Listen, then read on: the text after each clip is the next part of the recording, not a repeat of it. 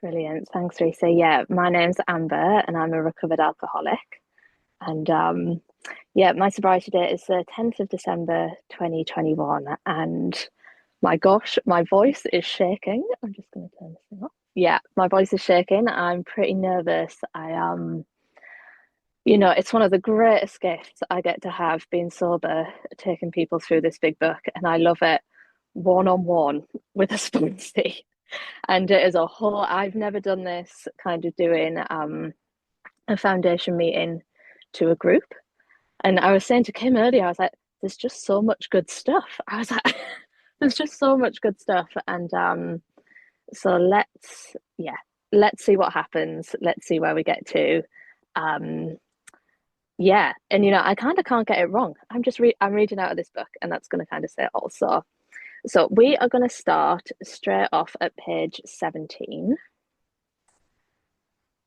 So we're going to start down towards the bottom of the page. So it says, the feeling of having shared in a common peril is one element in the powerful cement which binds us, but that in itself would never have held us together as we are now joined. The tremendous fact for every one of us is that we have discovered a common solution. We have a way out on which we can absolutely agree and upon which we can join in brotherly and harmonious action. This is great news. This is the great news this book carries to those who suffer from alcoholism. So that kind of introduces straight away what we're going to do. We are going to talk about the common problem that we have, our alcoholism. We're going to talk about the common solution, like this one common solution we have, and the fact that it's contained in this book, and that is where we're going to find out everything we need to know. So let's go first to what is the problem. So our problem, we're going to start with the body part of our problem. So we're going to go to the disease of the body. So we're going to start on page XXV III. I have no idea what that is in actual numbers, but yeah, XXV III. And I mean, what a gift, all of this. I don't have to reinvent the wheel. It's like, this is how my sponsor's taken me through the steps. This is how her sponsor's taken her through the steps. It's like, thank God I don't have to make anything up, I can just go through this. So we're going to start by figuring out what is our problem, and I'll tell you a bit about how that looks in my life, what that looks like for me. So it says at the top of this page, so it says, we believe, and so suggested a few years ago, that the action of alcohol on these chronic alcoholics is a manifestation of an allergy, that the phenomenon of craving is limited to this class and never occurs in the average temperate drinker. These allergic types can never safely use alcohol in any form at all. And once having formed the habit and found they cannot break it, once having lost their self-confidence, their reliance upon things human, their problems pile up on them and become astonishingly difficult to solve. So we're going to talk about this allergy. So this is, in the chapter, The Doctor's Opinion. So this was written by Dr. Silkworth, and he was Bill W., who is one of the founders of AA. It was his doctor. And so he's basically telling us here from his experience, his lived experience, what he saw with alcoholics coming through.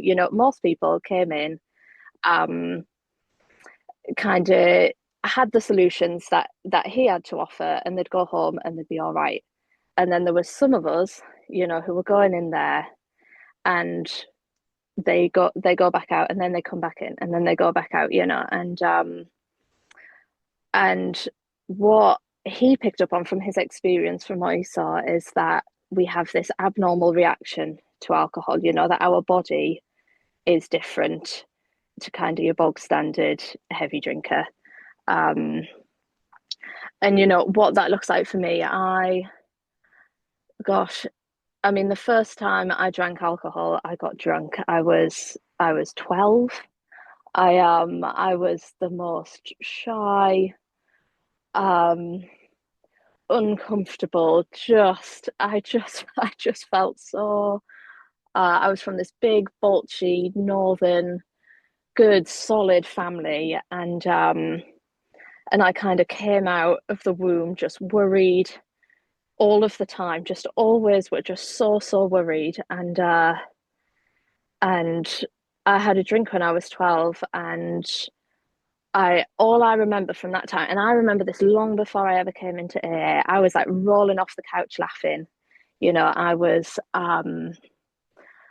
I would never have done that. I would never have done that. I was so self-conscious and like uptight and like tightly wound and like holding on to everything. And I would have a drink and I just was like, oh. And I remember my auntie saying, and that's enough. And I think I'd had three of these like alcohol pop, blue wickedy, bright blue drinks, and she said, and that's enough.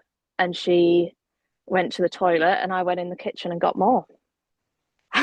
Which is like, it's not enough, I just drank and I got drunk, and woke up the next day mortified. And I mean, it was like I was mortified that I'd laughed too loud, that I'd rolled off the couch and people had saw me rolled off the couch, like I was kind of crippled with this fear. And yeah, and that was my first experience of drinking. And as a teenager, every time I picked up a drink, I found I got drunk. And I mean, I'll go on to this more in a minute, but what I decided was to just not drink. It was like, if I get drunk every time I drink, I just won't drink. You might be able to hear the dog just agreeing with that manner. Um, but yeah, but the bottom of the page, it's talking about what I'm saying here. Men and women drink essentially because they like the effect produced by alcohol.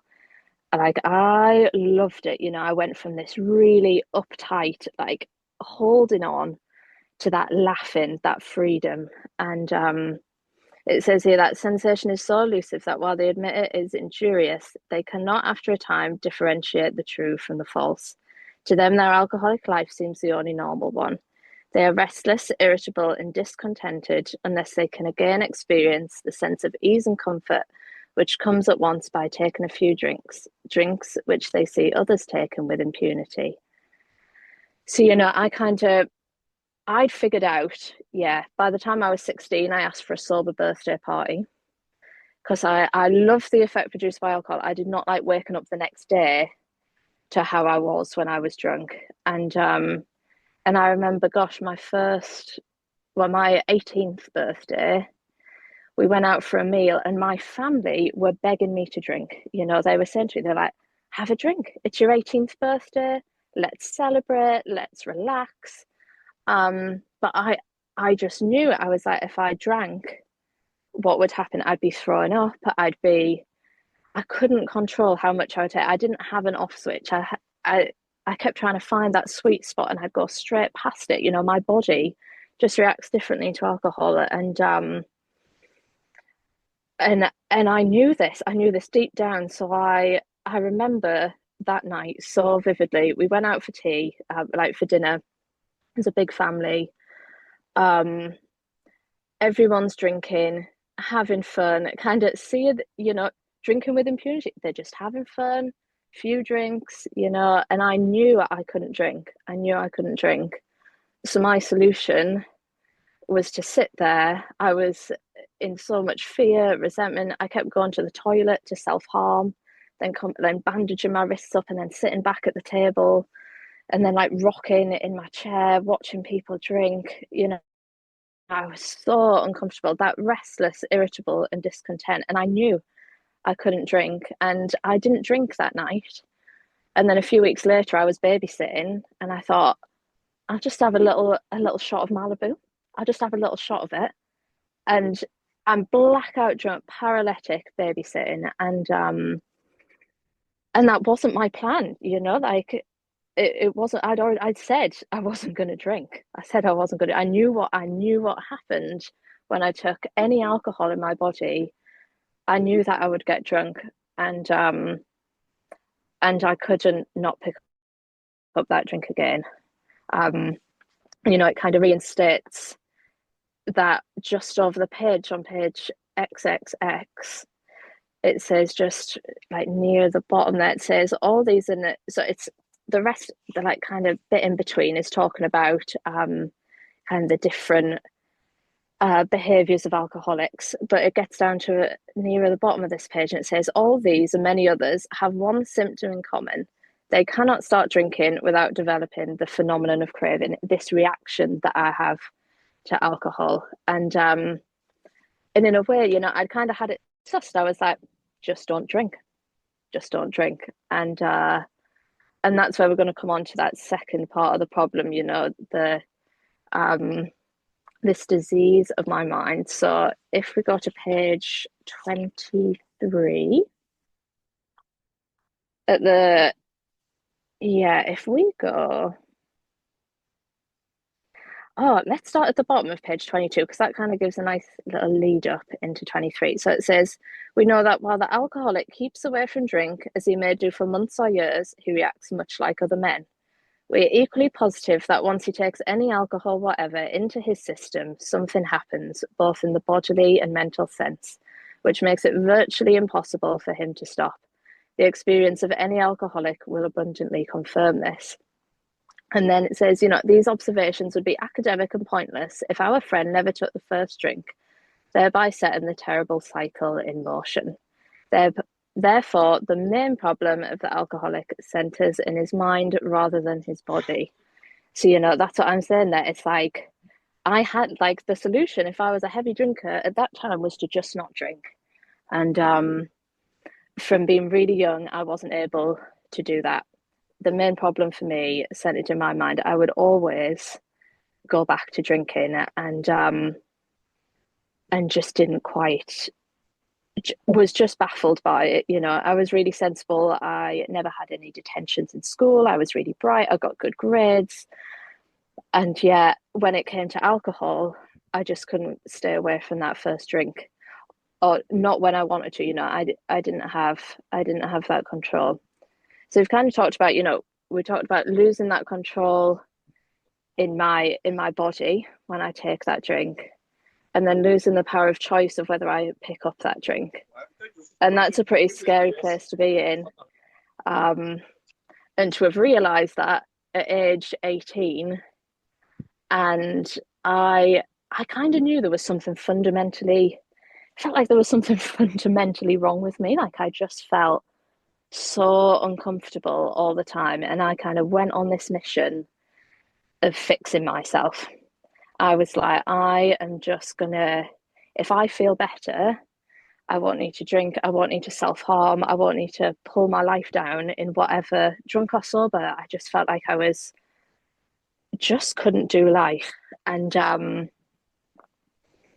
yeah, but I think what I'm going to do, let's have a little look. So we've talked about our body, we've talked about our mind. I'm going to talk a bit more about my mind. If we go to page 24, and this is just to kind of hammer it home. And actually, when I came in, I didn't know what an alcoholic was. Like I thought an alcoholic meant my consequences. And I was sat in like a dry house in a we call them dry houses here, I guess, like sober houses, like I was sat with other people. Some people had come from treatment, some people not, but we were all there working a 12-step program. And I just listened to people's consequences and be like, well, I'm not an alcoholic. And I was obsessed with like the loopholes trying to drink. And I just I was really baffled at what an alcoholic was. And I'd hear people's stories and be like, well, I didn't do that, and I didn't do that, and I didn't do that. And yeah, so I'm hammering home step one because I had no idea really what step one was. I just thought it was my consequence. And I had like stereotypically, like, I don't even know. I mean, heavy drinkers have the consequences that I have, and but I thought that was my step one. So anyway, we're going to talk a little bit more about the mind. So it says here in italics on 24. So the fact is that most alcoholics, for reasons yet obscure, have lost their power of choice in drink. Our so-called willpower becomes practically non-existent. We are unable at certain times to bring into our consciousness with sufficient force the memory of the suffering and humiliation of even a week or a month ago, we are without defense against the first drink. And it's kind of it's looking pretty bleak, you know. It's looking pretty bleak. And my experience, I guess, so I started going to Buddhist centers. I went to a Buddhist center first when I was 18, and I started trying to sort myself out so I just wouldn't drink or I just wouldn't pull my life down. And I'd take vows not to drink. Gosh, the end of my drinking, I'd signed a housing contract to not drink, and I was living in a women's Buddhist community. Um, I was really serious about it, like it wasn't a gimmick for me. I was like, I'm going to sort myself out, and then I won't need to. I'll be all right. I'll be all right. I'll just get myself happy and get myself comfortable. Then I won't need to do all these things. And then every now and again, my head would go, "But you're young, Amber. You're young. You're wild. You're free." And when people talk, like we're speaking about this, like lack of choice of picking up a drink or not, it didn't feel like a lack of choice. It felt like I just changed my mind. It felt like I just went, oh, actually, I'm young, I'm wild, I'm free. What am I doing? What am I doing? Why am I trying to live like a Buddhist nun? And why don't I just go have fun? Why don't I just go have fun? And I'd like go out at Christmas and I'd get really, really drunk and try and sleep with everyone who I'd been friends with in school, and oh god, just all these things. And I couldn't remember half of it. And then I'd have like signed up. I remember one year I signed up for this Buddhist retreat that ended. um it was over New Year, over Christmas and New Year. And i'd um I'd had all these drinking experiences, and I took myself to this Buddhist retreat, and I sat in silence for 9 days trying to piece together the consequences of my drinking, trying to like will myself to be better, punishing myself, hating myself. And one of the founders of Dr. Bob, I relate to him so much. He had this deep faith, he had this spirituality. He was like frantically trying to get well and just kept getting drunk. Like he didn't know what his problem was. And I just didn't know. I was like by myself. I was in this Buddhist community. No one was speaking about alcohol. There wasn't alcohol in the house. None of my friends drank. Um, I'd moved away from my family, who I thought were the problem. I wasn't really speaking to them, so I wasn't around them and their drinking. I and yeah, I kept getting drunk. I kept getting drunk. I'd be on my way to a Buddhist retreat center. I'd feel a bit of a knot in my stomach, and I'd think, I know what'll sort this out. And I remember pulling over into a farm shop, putting wine in my water bottle, and taking that to the Buddhist retreat center because I knew it would take the edge off my anxiety. And I thought I'd just chosen to do that. I thought I'd just chosen to do that. And now I'm like, gosh, alcohol absolutely had me. When I got into recovery, my grandma said to me, she said, the booze has gotten you too. The booze has gotten you too, like this demonic thing, like something had me. And I just thought I kept changing my mind. And in fact, it was this paragraph I've just read coming true. I'd lost that power of choice in drink, of whether I pick up a drink or not. And yeah, and what we're going to do now, we're going to go to page 30, and it does get a little bit more bleak. So we're going to go to page 30, and it says here, the idea that somehow, someday he will control and enjoy his drinking is the great obsession of every abnormal drinker.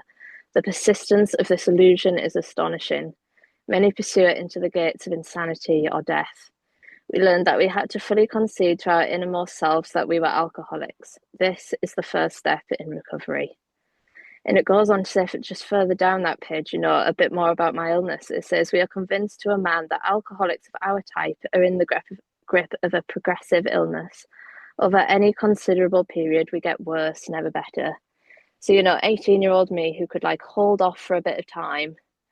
By the time I was 26 and coming into AA, I wasn't able to do that. And Um, Alcohol had me in every way, and I was really baffled. And I mean, thank God, it's almost like I accidentally got into recovery. I was introduced to 12-step fellowships. I started going um, to some fellowships around my family's drinking. I grew up with my brother was a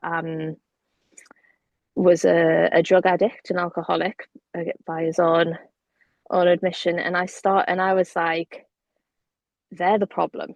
They're the problem. That's what I need to sort out. I need to sort out all my trauma, all that stuff, and then I'll be all right. And I started going to their meetings, and thank God, the women in their meetings were like, "You are the one dying of alcoholism. You're like your family. You're always welcome back here. You can always come and sort this out, but you're the one um who is dying of alcoholism." And I couldn't see it because my brother in and out of prison, on and off the streets, and I'm like, well, I'm not doing that. I'm 26. I live in a Buddhist community. I volunteer.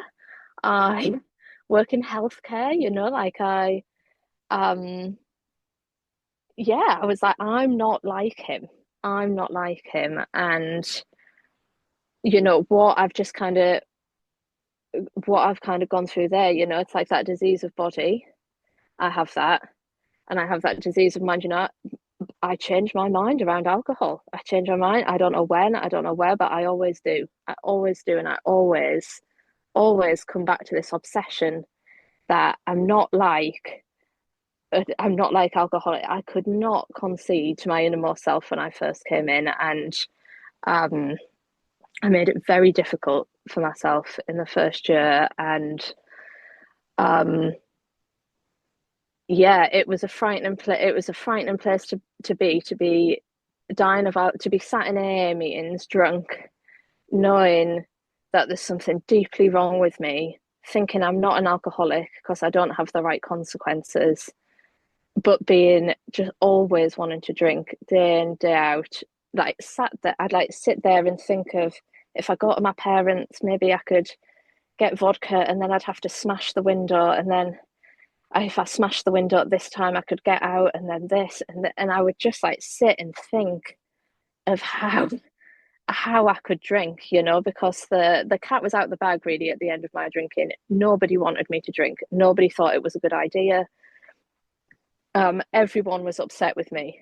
Nobody was saying, let's go to the pub and have a drink. My parents were locking booze in the like out of the house. No one wanted me to drink. And I just sit and obsess about how I could drink again. And absolutely maddening. And I guess to kind of summarize on that is on page 44. Now I hung on to this like a life raft. It's probably my favorite bit. In the whole big book, to be honest. So page 44, these questions. If when you honestly want to, you cannot quit, you find you cannot quit entirely, or if when drinking you have little control of the amount you take, you are probably alcoholic. If that be the case, you may be suffering from an illness which only a spiritual experience will conquer. And I held on to that like a life raft. It's like, well, my house, we'd sit over breakfast and my housemates would be like, I injected heroin in my eye and I did this and I did that. And I was like, yeah. So I would just keep coming back to this page. I've highlighted it in three different colours, like over and over and over and over. And that's that step one test and what keeps me in so that's our common problem. And what is the root of this problem? What is the root of this problem? So we are going to go over, if we go to let's get over to page, yeah, if we go to page 62, because that actually tells me what the root of my troubles is. It kind of spells it out really clearly. So it says selfishness, self-centeredness, that we think is the root of our troubles, driven by 100 forms of fear, self-delusion, self-seeking, and self-pity. We step on the toes of our fellows and they retaliate. Sometimes they hurt us seemingly without provocation, but we invariably find that at some time in the past we have made decisions based on self which later placed us in a position to be hurt. So our troubles, we think, are basically of our own making. They arise out of ourselves, and the alcoholic is an extreme example of self-will run riot, though he usually doesn't think so. Above everything, we alcoholics must be rid of this selfishness. We must, or it kills us. And yeah, I didn't think the root of my problem was selfishness because, I was in a very altruistic job. I was meditating every day, trying to live in this like community um, setting where I was actively trying to think of others, but I was riddled with like self-centered fear, and controlling and want everything to be a certain way. And it tells me on the page before, we don't have time to go into it at the minute, but it tells me in the page before, of all like the ways that I exert myself to try and get the world how I want it, to try and get myself happy and comfortable. It says, on page 61, is he not a victim of the delusion that he can wrest satisfaction and happiness out of this world if he only manages well? I'm like, if I can just get everyone to do what I want, if my brother can stop drinking, if my parents can apologize for this, if the community can do that, like if everyone just stays put and everything is right, I will feel all right and I won't need to drink. And I tried really, really hard, and I tell you, I got into recovery and I was just really tired, and um, from this, just trying so hard to get the world a certain way, and trying not to drink on my own power. That I just was completely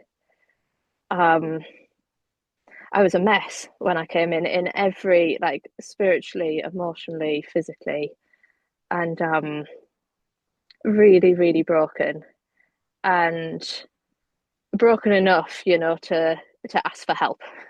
I think was is the thing. And if we go to page 60, we can start having a look at what the solution is, because if we're thinking at the root of if the root of my troubles is this kind of spiritual malady, which isn't it's not. I was chatting to Kim about this earlier. It's not that's not just for alcoholics. That's for humans. This is like a human problem.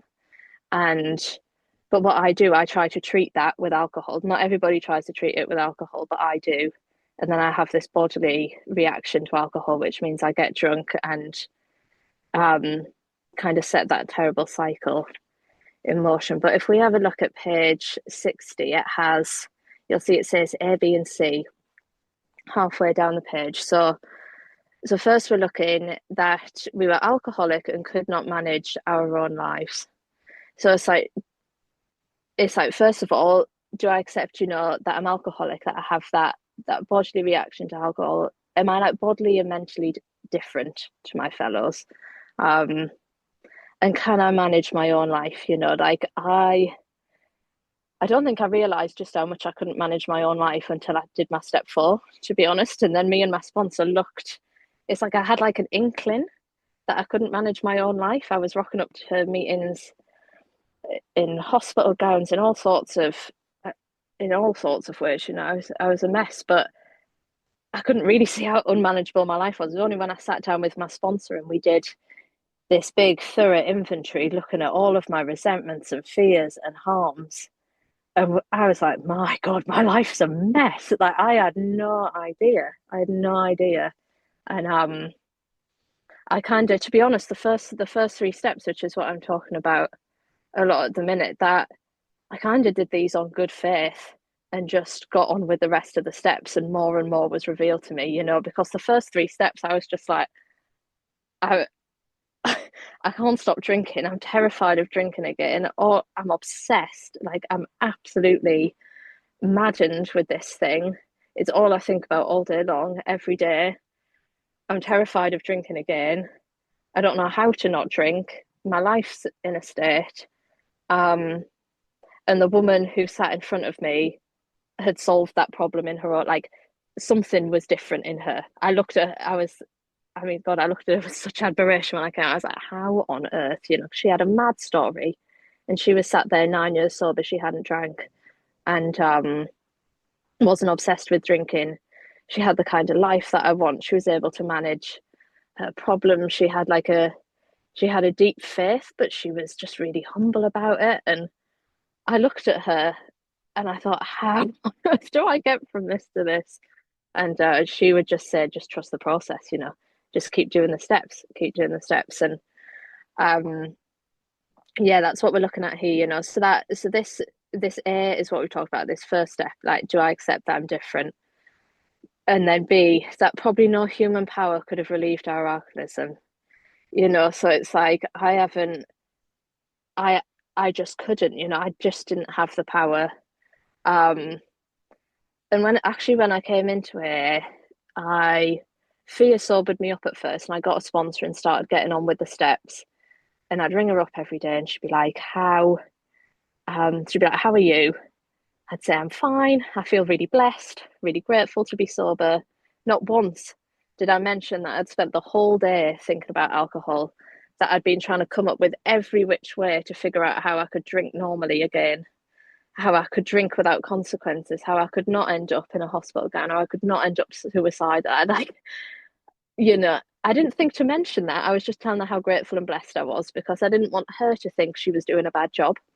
So I thought I just won't mention to her uh the obsession with trying to drink like a normal person. And yeah, I didn't think to mention that to her. And my last drink, I went to a meeting in the morning, did a step 3 prayer with her in the woods. Um, and I was in a nice floaty dress, chatting about God all morning. I'd listened to her do her 9 year sobriety share. Um, Came home, I wrote one name on my step 4, went to another meeting, rang about 10 alcoholics in the meantime, came home from the meeting, sat against my radiator and was rocking. And it's like, oh, don't drink, Cams, don't drink, just don't drink. And I drank. I mean, in fact, I took it. The doctor gave me some medication that I was on daily prescriptions for. I took that first. I tripled the dose, then went and ran to the supermarket in my pajamas, and that was after 2 meetings, chatting with 10 alcoholics, and having a sponsor, and you know, but I couldn't be honest. I couldn't be honest with myself. I couldn't be honest with her, and you know, I woke up from well, I mean, I came to that morning still with alcohol left over, and I rang my sponsor, and I was like, I I'm done. I, I was like, I don't know. I was like, I don't want to be Miss AA anymore. I don't want to be perfect. I was like, I just really, really, really don't want to drink again. And and so started me actually being honest. And anytime I wanted to drink, I picked up the phone. Anytime, you know, I tell anyone, you know, I did whatever it took. I did the most fearless, thorough um, step 4 I could have possibly done. You know, I just went about this stuff like my life depended on it. I saw that meetings alone couldn't keep me sober. My sponsor, she was fantastic. She would spend hours on the phone with me. I adored her. She was incredible. And and she didn't keep me sober, you know, ringing all them alcoholics in that day and telling them I'm fine and doing really well, that didn't keep me sober. And yeah, so that's this B, you know, no human power could have relieved our alcoholism, and still can't. And C, it tells me who, like, what can. It says that God could and would if he was sought. And that's if he was sought, you know, that was described to me as by going through the rest of these 12 steps, you know, by going through steps 4 to 9 with that life depends on it kind of attitude. And I still, you know, that last drink, that last night of drinking gave me so much willingness to keep on with this stuff. You know, it is. I kind of wouldn't take that step 1 experience away from people. Um, yeah, because it's the reason that I'm here. It's the reason that I say yes to this, even when I'm terrified. You know, and yeah. So So next it's telling me about launching out on a course of vigorous action. So the bottom of page 63, it's telling me what to do next. If so once I've got that A, B, and C, that go could and would if he was sought, then what I need to do is go through the rest of the steps. So first of all, I need to clear out all this stuff that is in the way from me and this power that I've now accepted that I need. And so these steps 4 to 9, like the language it uses is really drastic, launched out on a course of vigorous action. It is and that was me. I was like desperate to not drink again. I knew I needed power. I knew how powerless I was. And so I went after that with as much power as I could get. And I was kind of floating around chatting about God a lot and trying to figure out my conception of God and the conception of a higher power and blah blah blah.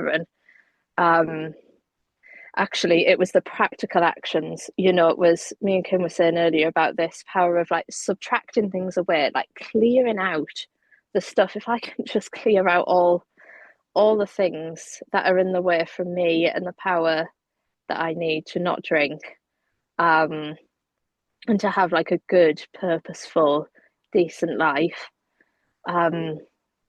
It's like I just need to put all that willpower I was trying to put into not drinking. I can get it into these steps, to get that stuff cleared out. And once gosh, I mean, that part of the process, I feel like I could talk for hours and hours. It is yeah, I mean, gosh, it was incredible for me. It was absolutely incredible, and it wasn't easy, but it was necessary. And to get connected to this power that I need to stay sober. And well, this is my little watch, 3:15. Is it 3:25 that I go to, something like that? Okay, brilliant. Yeah. Okay, so I guess when I was thinking about what I wanted to say, I was like, right, don't reinvent the wheel, but it's like what was most helpful to me was to know my problem, to know that the solution is getting through these house cleaning steps, so I can get connected to this power. And then in steps 10, 11, and 12, um, is to keep growing that spiritual experience. Like it's telling me that I need a spiritual experience to overcome. It said in them questions on page 44, if that be the case, you may be suffering from an illness which only a spiritual experience will conquer. These steps 4 to 9 are bringing about this spiritual experience so I can get connected to whatever is my concept of a higher power. And 2.5 years sober, I really did this stuff to the best of my ability, and the thing which saved my life is my sponsor at the time got me sponsoring really quickly, really, really quickly. She just got me out helping others. I mean, gosh, I'd only stopped, I put down alcohol and I picked up all sorts of other things. And I'd only stopped self-harming like I think 2 weeks before I started sponsoring someone. And I said to her, I was like, I'm not good enough. I'm like bankrupt. I don't know how I'm going to help anybody else. And she was just like, you are drowning in yourself. She's like, you just sit there thinking about yourself all day. I'd sit in this dry house and just think about all the harms I'd done. I was too scared to make a lot of my amends. And, I was on really shaky ground, and she got me out sponsoring people. God only knows. God only knows what I said. But, that was one of the greatest gifts that I had, was getting out and working with others. And it tells me, if we flick just a bit further on in the book, it tells me on page 89. So there's all them house cleaning steps. And, if you're new, get a sponsor, get through them steps quick time. It tells us in this book that, we can't bring with sufficient force the consequences of our alcoholism, what drinking is going to do. So we need to get some power quickly. We don't have a defense, so we need to get this defense quick. And then once we've got this, saying in working with others, practical experience shows that nothing will so much ensure immunity from drinking as intensive work with other alcoholics. It works when other activities fail. And that has been my experience throughout all of my sobriety. Uh it has been a rocky journey. Like life has continued to happen, and at 2.5 years sober, my brother, he sadly died of this illness, and I watched him have um gosh, it makes me emotional now. I watched him have a really slow, hard death, and yeah, and thank God at that time I had sponsees ringing me, being like, "Oh, I fancy this boy, and I don't know what to do about this," and I was honestly, it was like an oxygen mask for me. It was like um, I'd go out the hospital, I'd spend all day just sat with him. He'd had multiple strokes. He couldn't speak, he couldn't walk, and he was a drug addict. He was in so much pain they couldn't get his pain under control, and and yeah, if my sponsees would ring me while I was there, and honestly, it was um it was absolutely life-saving. In that time, ringing my sponsor was lovely. It was comforting. Like she'd be really nice to me. She'd say really nice things. It would feel I'd get that connection. Like that fellowship is really important, really, really important. I didn't feel alone with it. I felt loved. But what I needed at that time was to be useful. I needed to be useful, and I needed um to just be out of my own problems for a bit. And if it's saying that selfishness and self-centeredness is the root of my problems, then getting out of self and helping another alcoholic, it's like that is life-saving stuff. And at that time um I couldn't I could barely pray. I remember people telling me to like pray and meditate, and I'm like, but I feel like God's killed off my brother. Like, I don't want to be in connection with that kind of God. Like I was resentful. Um, and that stuff I got really twisted up around, and it took a lot of. I went back through the steps, got back on with another thorough house cleaning around my resentments around God. Of like, I'd listen to people in meetings say, "Oh, um, God chose me to be sober," and I'm like, "Oh, so he chose you and not my brother. How nice of him." I'd sit there and think, but I'd be so riled. I'd be so riled up. I was seething, and I was like rebellious, I guess, at at this like loving, divine presence in my life. But what carried me through that time was working with other alcoholics, um,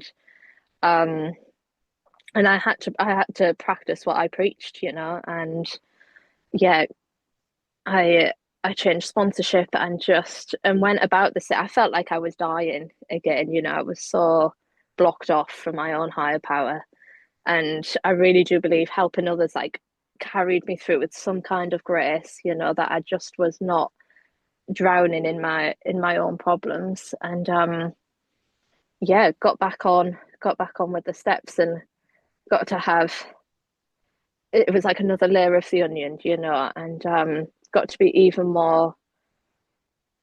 Well, I kind of realized that the outcome of doing these steps is not for me to be really happy, you know, that the outcome of this is to be effective and useful, and to be of service, and to like join the human race and just be a part of life. And that I don't have to be resting this happiness and satisfaction. I'm not trying to be out there and um yeah, just trying to get happy and comfortable. It's like actually I can go out there and experience all sorts of different emotions, and experience them sober, and experience deep love and deep grief. And like I know what it feels like to feel heart-wrenching grief and heart-wrenching love, stone cold sober, and not be obsessed with picking up a drink to get rid of it, not be, I'm freed of that obsession. I'm freed of that. I've gotten to recover in my body and my mind,